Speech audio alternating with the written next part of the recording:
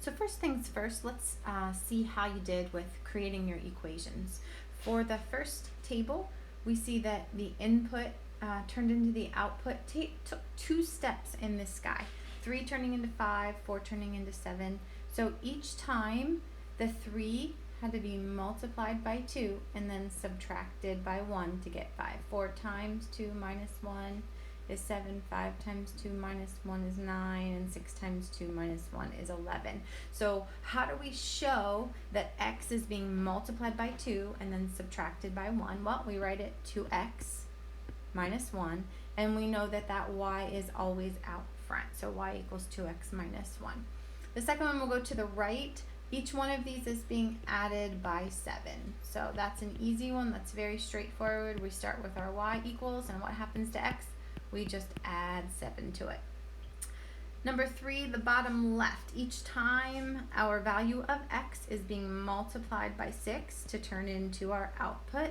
So that's just one step. We start with our y, and how do we show that 6 is being multiplied times the x? Well, we show it with a coefficient and the variable right together.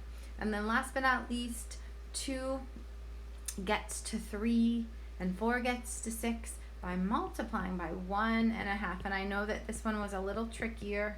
I'm not sure if you thought of that guy, but that's what's happening every time. And we show that by y equals 1.5x. So this was just a practice in getting you comfortable with looking at an input-output table, identifying what's happening, what rule is happening to turn x into y or input into output. But we're going to explore a little bit with our equations and our tables, because we need to decide if these are representing proportional relationships or not. So I'm going to move over so we can see them all of our tables together. And I'm going to mark that, if you remember, this one was a no. This one does not represent a proportional relationship. This one is a no. The third one was a yes. And the fourth one was a yes. Can you tell me what these two at the bottom have in common that makes them different than the other two? And hopefully you are thinking that the other two have constants. Did you happen to recognize that? If there is a constant, that means that we do not have a table or an equation that represents a proportional relationship. We'll show that to you a little bit later when we get to our graphs. But for now, take my word for it that we are looking for only y equals kx. That means we only want y. We have our k value, which is our coefficient, with our x always. So y equals kx is the only form that will give us our proportional relationships. First one, with the 3 turning into 5 and 4 by 7, if you remember, that was y equals 2x and then minus 1. So if our goal is to identify whether we are looking at a graph representing a proportional relationship, then remember, that means that we're always looking for ratios that are equal. Equivalent or equal. And that's the ticket. So we have to turn our table values into ratios. And we're always going to put our y over top of our x in our ratios. And I'll show you why. So if you go up to the top, see I have y equals kx. That is the generic form of our equations moving forward. It is always going to, it's always going to start with y, and we're always going to have some coefficient times x.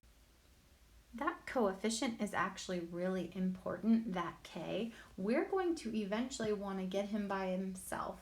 So I'm going to put a little arrow there. And if I want to know what k is, that means I want to know what's being multiplied times x to turn it into my y. So what's being multiplied times x to turn it into my y?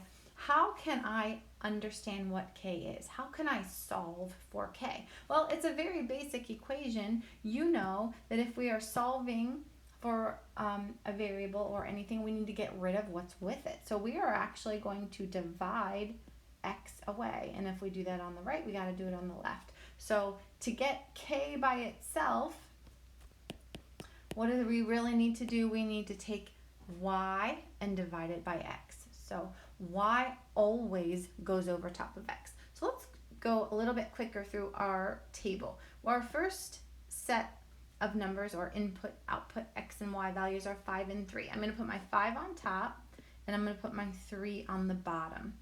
And I'm going to use the next 4 and 7 and test it out and see if it's an equivalent ratio to my first two values. So the 7 goes on top and the 4 goes on the bottom. Now, this is not exactly obvious. Can't turn 5 into 7 easily. So we're going to use our cross products. And I can see that 5 times 4 is 20 and 7 times 3 is 21. So they are not equal. So I know right away that this is no. This table does not represent a proportional relationship. Move to the second. If you remember, this guy was y equals x plus 7. So let's test it out. Remember, it's always the y on the top and the x on the bottom when we're creating our ratios. Let's do our 3 and 10 first. So 10 over 3. And we're going to test out the 5 and the 12. My 12 goes on top because it's the y always on top over the x of 5. And again, it's not super easy if we try to turn 10 into 12 or 3 into 5. So let's go ahead and do our cross products. 10 times 5 is 50 and 3 times 12 is 36. So obviously this guy is a no. This table does not represent a proportional relationship. Moving forward, I had my 3 turn into my 18, my 4 into my 24, and if you remember, that was y equals 6x. So let's give our test.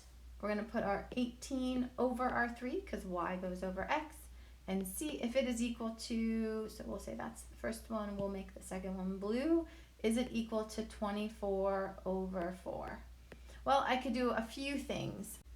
Let's test out another trick that we have. Let's simplify our fractions or our ratios and see if they're equivalent that way. So 18 over 3, I can simplify that guy down to 6 over 1, and 24 over 4 simplifies to 6 over 1.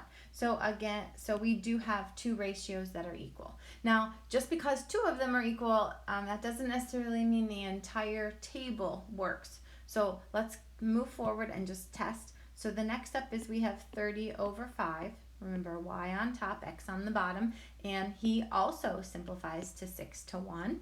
And then last but not least, at the bottom, we have 36 to 6, which also simplifies to 6 to 1. So this one I can say is a yes. This table represents a proportional relationship, and that's because we can create ratios that are all equal to each other. And last but not least, we have our equation y equals 1.5x. So when I set up my ratios, we'll do the 3 over the 2, and we'll see if it's equal to the second one of 6 to 4. And yes, it is. 3 turns into 6 by multiplying by 2, and 2 turns into 4 by multiplying by 2. We could also do cross products, which both directions turned into 12. We could also simplify, which they both simplify to 3 over 2. I'm going to move on and just test my 9 to 6. And what does it simplify to? 3 to 2. And lastly, 12 to 8. And I can divide both of those by 4, which simplifies to 3 over 2. So I have all of these ratios are equal to each other. Therefore, yes, we have a table representing a proportional relationship. There's one more thing I want to point out, and I'm actually going to take us to our very